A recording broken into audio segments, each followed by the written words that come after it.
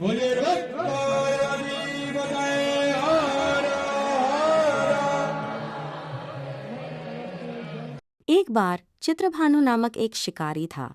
पशुओं की हत्या करके वह अपने कुटुंब को पालता था। वह एक साहूकार का ऋणी था, लेकिन ऋण समय पर न चुका सकने पर क्रोधित साहूकार ने उसको शिवमठ में बंदी बना लिया। संयोग से उस दिन शिवरात्रि थी।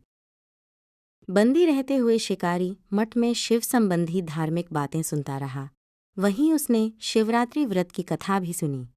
संध्या होने पर साहूकार ने उसे बुलाया और ऋण चुकाने के लिए पूछा, तो शिकारी अगले दिन सारा ऋण लौटा देने का वचन दिया।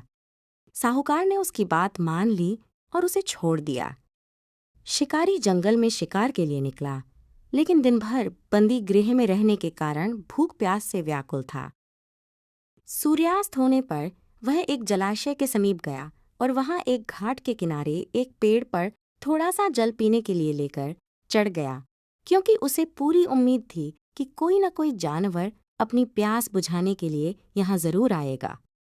वह पेड़ बेलपत्र का था और उसी पेड़ के नीचे शिवलिंग भी था, जो सूखे बेलपत्रों से ढके होने के कारण दिखाई नहीं दे रहा था। शिकारी को उसका पता न चला। भूख और प्यास से थका वो उसी मचान पर बैठ गया।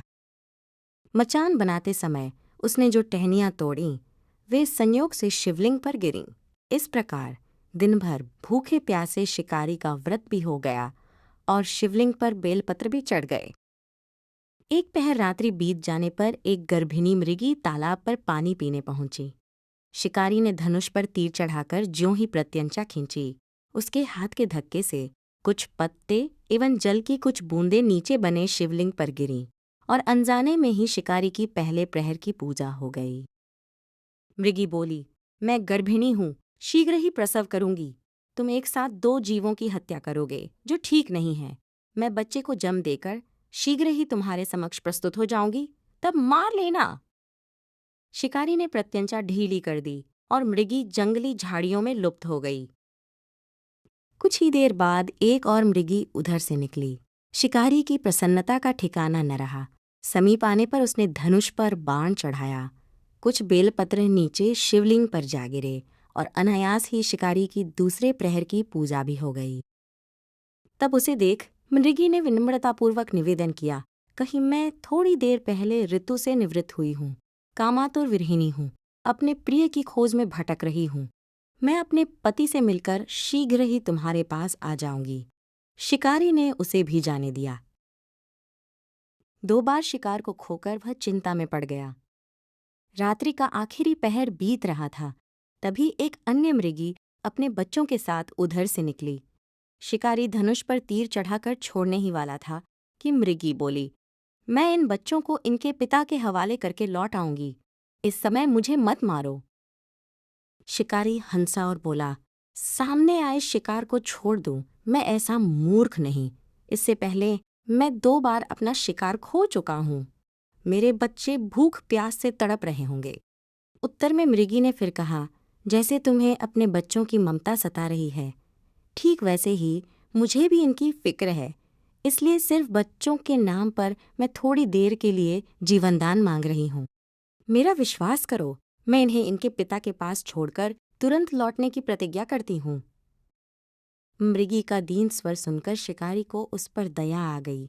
उसने उस मृगी को भी जाने दिया। शिकार के अभाव में बेल वृक्ष पर बैठा शिकारी बेलपत्र तोड़ तोड़कर नीचे फेंकता जा रहा था।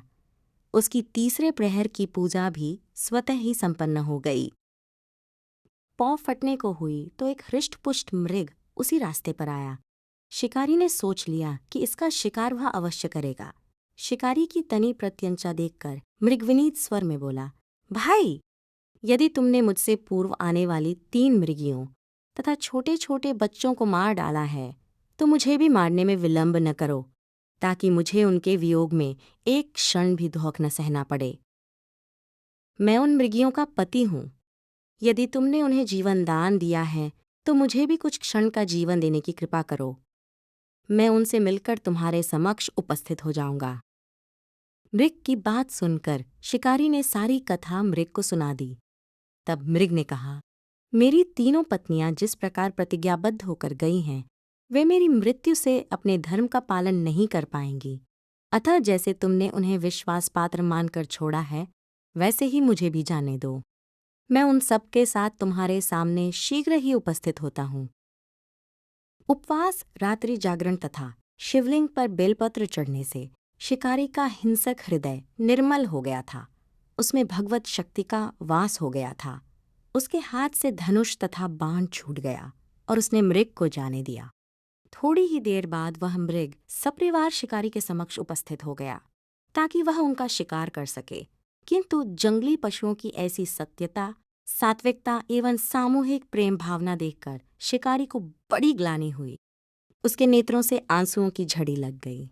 उस मृग परिवार को न मारकर शिकारी ने अपने कठोर हृदय को जीव हिंसा से हटा सदा के लिए कोमल एवं दयालु बना लिया। देवलोक से समस्त देव समाज भी इस घटना को देख रहे थे।